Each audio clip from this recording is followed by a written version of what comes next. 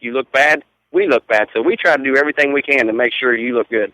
Gotcha, definitely. And of course, I know that that Kryptonite Race Cars has it's really built up its name. I mean, you know, it used to be just in the Mid-Ohio Valley, but you're seeing these cars down in the Southeast and the Midwest and up in the Northeast and Florida. I was blown away with how many Kryptonite race cars were a part of Speed Weeks. Is slowly but surely Kryptonite race cars expanding, Freddie? Yeah. It took us a while. It took us a few years to get, branching out some. And then when we planted a few seeds in certain areas, it just took off. You know, when we get a good guy in one of our cars in a certain area, and he starts winning everything, coming and going, well, then pretty soon everybody's got to have one. And, it just started growing from there. It's definitely done a great thing. Talk about just what your thoughts of being a super late model man, steel blocks, running in the Mid-Ohio Valley. What's your thoughts of fast track and where it's come to be in 16 years? There's a big race coming up in September, the 50,000 win World Championship. Could we see the House Kryptonite car compete for that big money? You know, I don't know. Me and Kenny's been talking. I don't have a motor, but it's hard to say what we're going to do. I think me and Kenny's going to be there together, whether it be in his car or my car with his motor, or what we're going to do. But I've raced everywhere with all kinds of people, and Fast Track's one of the greatest groups or organizations I've run with. You know, what a good group of guys, and they treat you with respect, and they treat everybody the same. It doesn't matter if you pull in there in a $500,000 rig, or you pull in there to pick up an open trailer.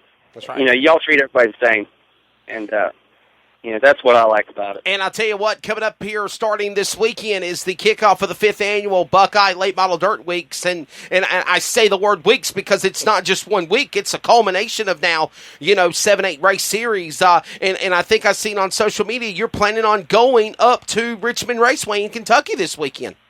Yeah, I think me and Tyler are both going to go. See, we've been looking for an opportunity to go up there and get some laps before the Butterball Memorial Race, right. 20,000 up there next month. Yes. And, I heard that it was 3,000 to win this week, or Friday, and 5,000 Saturday. Yep. And I thought, what an awesome opportunity to go get some laps and maybe pick up a couple wins.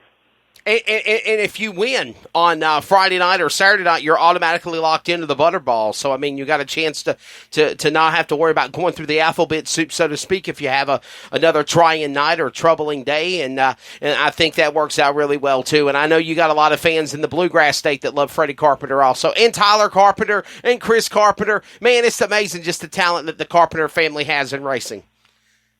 Yeah, we've come a long way. It's been a long, hard road. Definitely. As a matter of fact, speaking of Robbie Cyrus, he's chiming in. We're going to talk to him here in a little bit about the Buckeye Late Model Dirt Weeks. So, Freddie, man, thank you so much for joining us. I'm going to let you go because I know you've got some other obligations and you got some meetings and things happening. But before I do, just give your final closing thoughts on the race on Friday night and thank out your sponsors. Thanks for being on Finish Line.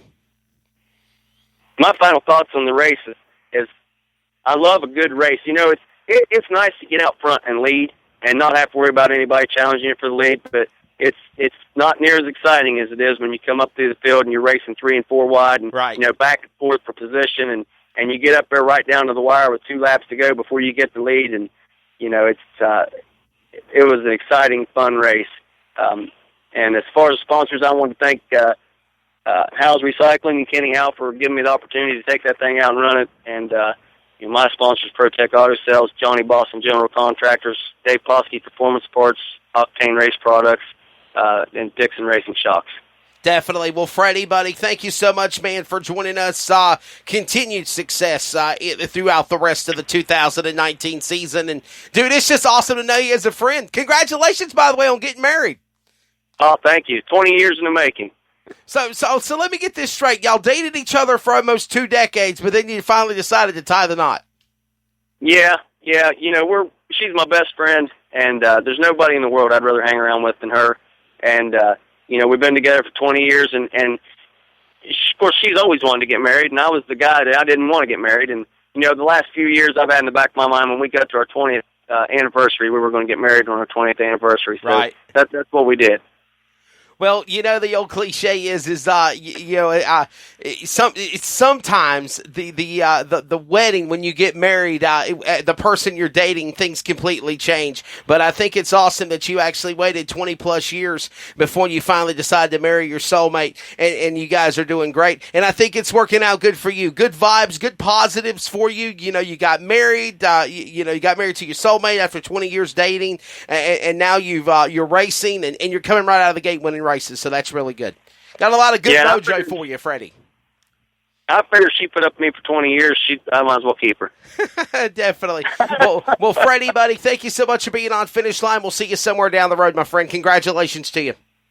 Thank you, Wesley. You guys have a good day. Yes, sir. Fast Freddie Carpenter, big winner of the 9th annual UBB at, of course, the race that was held over the weekend that was at the I-77 Speedway. Great crowd for Glendale Gardens and Company. And again, Freddie Carpenter picking up that big victory. This is Finish Line. Quick radio timeout. When we come back, we are going to speak with the thrilled Nick Hoffman and talk about how the Hell Tour of 2019 has been for that driver. Time to get this cranked up on Short Track America. Dirt or pavement, from east to west. Short Track America features some of the biggest grassroots races around the country. Super late models to street stock racing. If it's on a half-mile or smaller track, it's on Short Track America.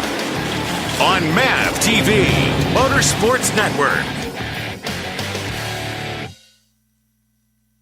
The Speed 51 Video Network live races, highlights, interviews, features, and more. You want it, the Speed 51 Video Network has it. You gotta be kidding me! There's total chaos! What a wild finish! Oh my goodness! Become a member of the Speed 51 Video Network today at speed51.com. Yeah! This is Finish Line. CrateInsider.com is your one source for crate racing tech and more. Whether you currently race with a crate engine or you are thinking about getting into the sport, our website has what you need. CrateInsider.com has tech videos, interviews with experts, and the best products in the industry.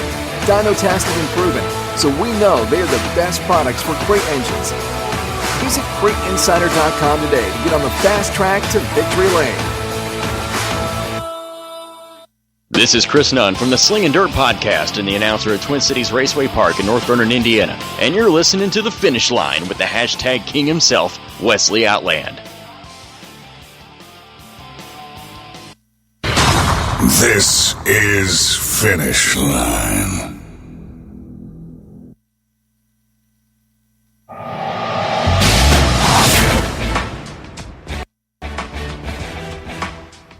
Welcome back to the program, Finish Line, Fox Sports Radio, Community Radio Network, iHeartRadio, TuneIn Radio, iTunes, TuneIn, Spreaker, Spotify, Google Podcasts. Trying to get on Apple, but I hate iPhones.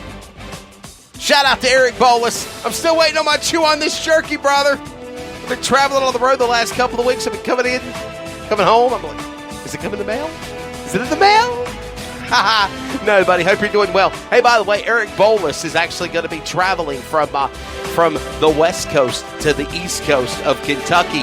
He will be with Robbie Cyrus and Don and all the great people there with the Ultimate Chew on This Jerky Mid-Ohio Valley Series of the Ultimate Heart of America. Getting ready for the Buckeye Late Model Dirt Weeks that kicks off this weekend. Unfortunately, due to other traveling obligations and work, I'm not going to be able to make that event.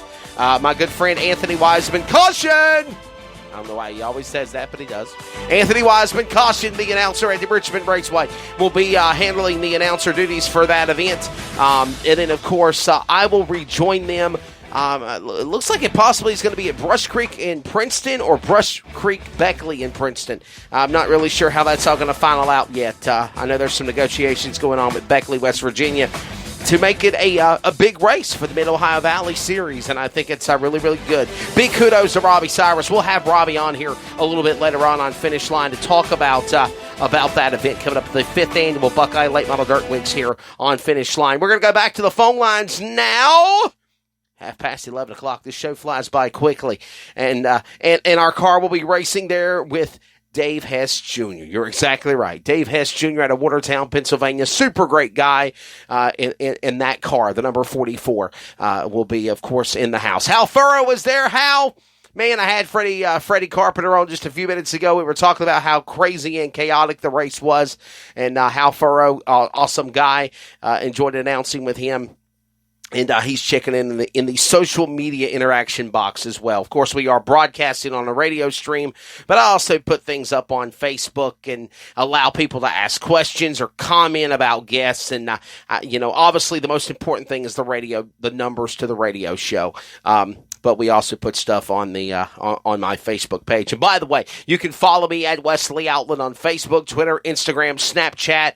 And by the way, I know somebody out there, I don't know why they do it, but somebody decided to make a bunch of mockery accounts of my name, celebrity accounts. I don't know why. The best way to tell you that I'm legit, that I'm the real person, is at Wesley Outland on Facebook. I'm wearing the MAV TV apparel at Bristol Motor Speedway for a TV headshot, and everything. Somebody else made some mock accounts of me. I don't know why they did it, but clone accounts, it's BS. But whatever. I've requested for them to take it down, but they haven't done it. And of course, at Wesley Outland on Facebook, Twitter, Instagram, Snapchat. You can follow me on all those things on social media.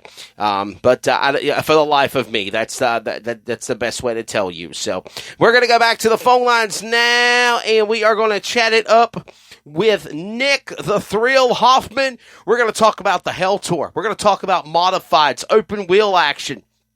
And also in addition to that, very soon, coming up next after we chatted up with Nick Hoffman, we are going to go to the lines and we are going to speak to Squirrel Brian Shirley. But right now, we're going to speak to the driver that has got 9 wins this 2019 season on the Dirt Car Racing Summit Racing Equipment Modified Hell Tour Summer Nationals. The driver, the number 2 Elite Chassis, the boss of Elite Chassis, just like we talked about Freddie Carpenter of Kryptonite.